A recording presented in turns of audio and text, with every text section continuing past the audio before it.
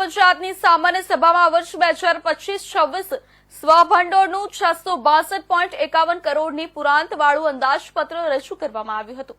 તો આ સામાન્ય સભામાં મહાત્મા ગાંધી રાષ્ટ્રીય ગ્રામીણ રોજગાર બાંહેધરી યોજનાના વર્ષ 2025-26ના લેબર બજેટ અંગે પણ દરખાસ્ત કરવામાં આવી હતી.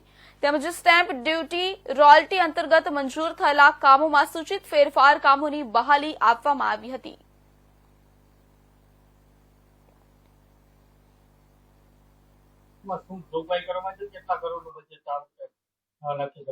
આજરોજ જિલ્લા પંચાયત મધ્યે ખાસ સામાન્ય સભાનું આયોજન કરવામાં આવ્યું, જેમાં જે તે ગત સામાન્ય સભાના બહાલી આપવામાં આવી. તદુપરાંત કચ્છ જિલ્લામાં છેવાડાના માંડવી અને વિવિધ વિકાસ થાય, શિક્ષણની દ્રષ્ટિએ, આરોગ્યની દ્રષ્ટિએ, રોડ રસ્તાઓ, વિવિધ શાખાઓ દ્વારા જે પણ માગણી હતી અને કચ્છના છેવાડાના માનવીને કેવી રીતે આપણે સુવિધાઓ આપી શકીએ એ પ્રત્યેનું બજેટ 662 કરોડ 51 લાખ અને 27,000નું પુરાંતવાળું બજેટ આ જિલ્લા પંચાયતમાં સર્વમતે રજૂ કરવામાં આવ્યું અને સર્વાનુમતે બધાએ પસાર કરવામાં આવ્યું.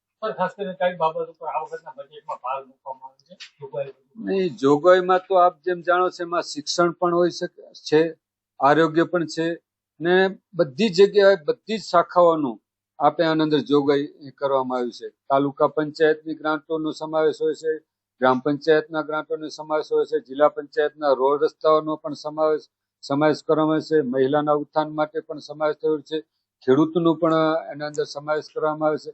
આમ બધી જ જાતના બધા લોકોને કેવી રીતે કચ્છના લોકોને સુવિધા મળી શકે એ બધી જ જોગવાઈઓ આ બજેટમાં કરવામાં આવી છે.